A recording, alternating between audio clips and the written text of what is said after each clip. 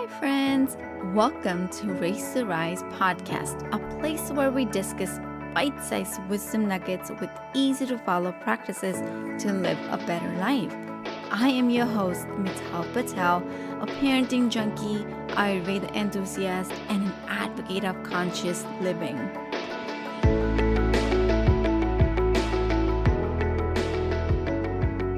I know I should be talking about 2023, I should be planning, but instead, I'm doing a bit of reflection.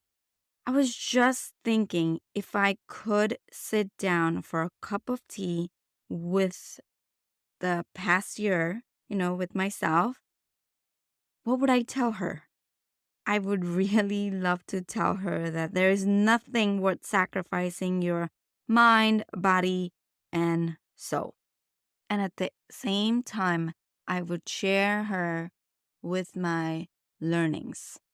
Yes. So here's to the recap for 2022. I want to share the top 10, whether we want to call it lessons or the learnings, something that I'm going to cherish and something that I am taking with me in the 2023. And today I want to share it with you because today it is yours.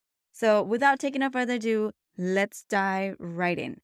Number one, emotionally separate yourself from your problems. This has been an amazing lesson for me and, a great realization that I am far greater than my problems. I'm living, breathing human being who's infinitely more complex than all of our individual problems added up together. And that means we're more powerful than our problems. And we have the ability to change them and to change the way we feel about them. And I share the same thing. This has been an important lesson when it comes to parenting. Separating myself from my kids' behavior and, not taking it personally and not taking it as a personal attack. And this can only happen when you emotionally separate yourself from the problems. It's always us, like, us family, like kids or whatever. It's us versus the problem. It's never me versus you, right? Number two, things change, but the sun always rises next day. We all know change is the only constant in our life. And so remember, the bad news is nothing is permanent. And the good news is nothing is permanent, right? So just rejoice in it and live your life. Number three, you must accept and love yourself. Yes. There is nothing selfish about self-care and self-love. And self-love doesn't come without self-acceptance. Just, remembering that we can't give what we don't have. So we must enrich our life and will be life-giving to others. So our contributions to the world matters, but we can only transmit the genuine energy that we have within ourselves. So let's take care of ourselves. Number four, resentment hurts me, not them. Right. Yes. Pause for a second and listen to me again. Now I'm going to tell you what I learned. Resentment hurts you, not them. Always forgive people and move on. You know, even if you think that they never asked for our forgiveness, just do it. Don't do it for them, do it for you because grudges are a waste of happiness and get that unnecessary stress out of our life right now. So let's do that right now because one thing I'll share for an example, I've always had a fear of rejection. And because of that, I would not go ahead and ask for opportunity or, reach out to other big creators who I want to collaborate with. And what that gave me is, oh, I wish I did it.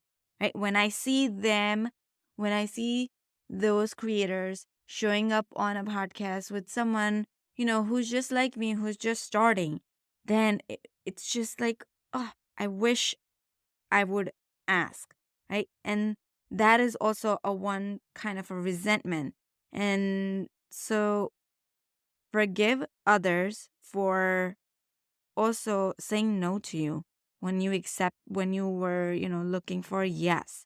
And so that was a big thing because I kind of kept the grudges like, how dare she or how dare he, say no to me. If you don't give me an opportunity, how am I going to get to that place? Forgive the people who said no to you as well is been a big thing. And just, of course, they're not going to ask you for forgiveness, but just do it for yourself. Like, okay, I forgive you for saying no to me, right? And it actually does feel a little lighter. Number 5, not getting what I want can be a blessing. Yes. There were so many things this year that I was like, I wish I have this. I wish I can get this. I wish, I can do this. But understanding that not getting what I want is sometimes a wonderful stroke of a good luck because it forced me to reevaluate things. It forced me to open new doors to opportunities and the details that I would have never otherwise, looked into, and I would have overlooked it. So, really, not getting what we want can be really a blessing. Number 6, even when it's hard to move, remember small steps, big priority. This is one of the lessons that I learned from my coach, Jay Shetty, and I keep it. And funny thing is, I also have a sticker from my coaching. It says small steps, big priorities, and I keep it on my laptop. You must have seen it on my laptop if you follow on my social media because it reminds me. I feel that it's just so true. When it's hard to move, we need to remember to take smaller steps forward because, especially in the trying times, it's so important to continuously push ourselves forward because it's that momentum. Momentum is everything. As long as we keep the momentum going and, towards the positive and keep that positive attitude, even when we're moving at a snail's pace, we'll eventually get to the finish line. So remember, we will get there. So celebrate every step you take today, no matter how small they are. Every step will lead you further away from where you were yesterday and closer to where you want to be tomorrow. It's going to help you move your needle one step at a time. Number 7, actually one of my favorite lesson, and now this has been my mantra, and I am just really focusing on it's me versus me. Yes, I am only competing against myself. I have had a very competitive nature since childhood. In school time, I was always the topper. I was always one of those kids in India. There used to be a thing, we had a percentile grading system. And so 98%, 99% was always my track record. And, I always had someone who I was competing against. I had grudges against him, and he had grudges against me. Like, how dare she? Like, how does she always do it? And I always used to get this perk out of it. Like, I won and I got this time, and you lose and I'm ahead of you, kind of a thing. And so it has been hard for me to move on because I always compete and also compare myself with others. So remembering that it's me versus me. And so whenever you catch yourself comparing yourself to a colleague, neighbor, friend, or someone, famous, stop. Let's stop right there and then and realize that we're all unique with unique strengths and, the strengths that maybe the other people don't have, and they might have a different strengths than you, and unique weaknesses too. We all have our unique weaknesses.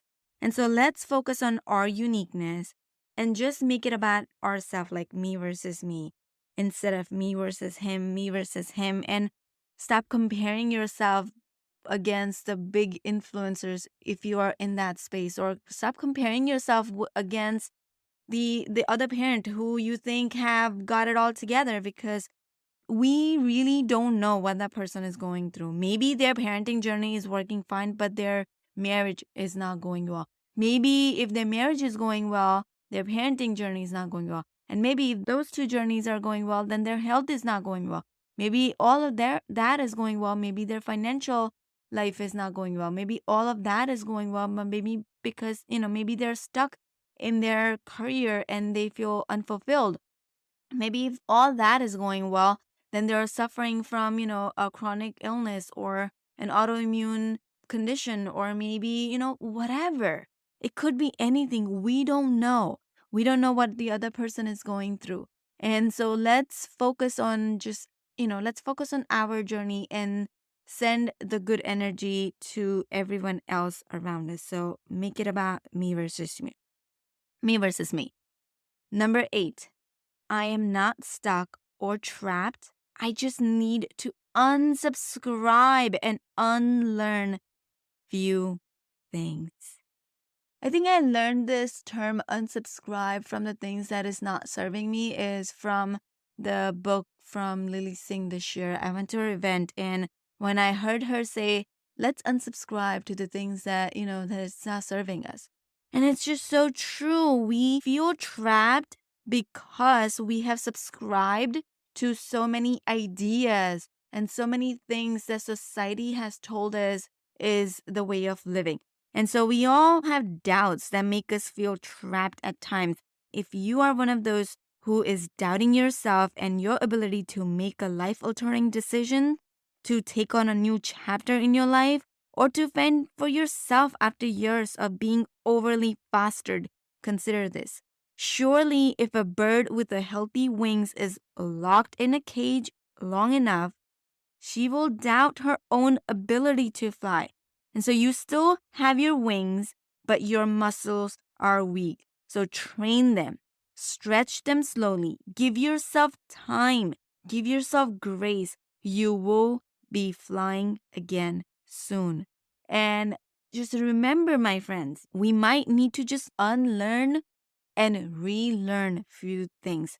And so I invite you to listen to Race to Rise podcast every Friday. Actually, we might be changing the date. So scratch that.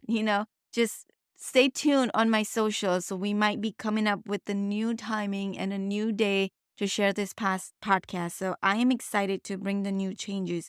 And it's because, I felt that I'm so trapped and I am unlearning the things that I thought, like, okay, this is what as a podcaster you do. I'm unlearning and unsubscribing from all those societal norms, and I am relearning new things. And so stay tuned for the new things that are coming in, on your way in 2023. I'm excited to share with you. So number 9, I always have a choice. Yes, we always have a choice. No matter what, there are always at least 2 options to choose from. So if you can't physically change something, you can change the way you think about it. It's Dr. Wayne Dyer's famous saying, and I love it. You can view a crisis as an invitation to learn something new. We can view shake up in our outer world as an enlightening opportunity to wake up our inner world. So let's make the choice again. We all have a new moment to choose again. And the very last lesson, drum roll please, number 10 is the end is a new beginning. Yes, so say to yourself, so we're ending the 2022, but we're also beginning the new year, 2023. So say to yourself, dear past, thank you for all the life lessons you have taught me.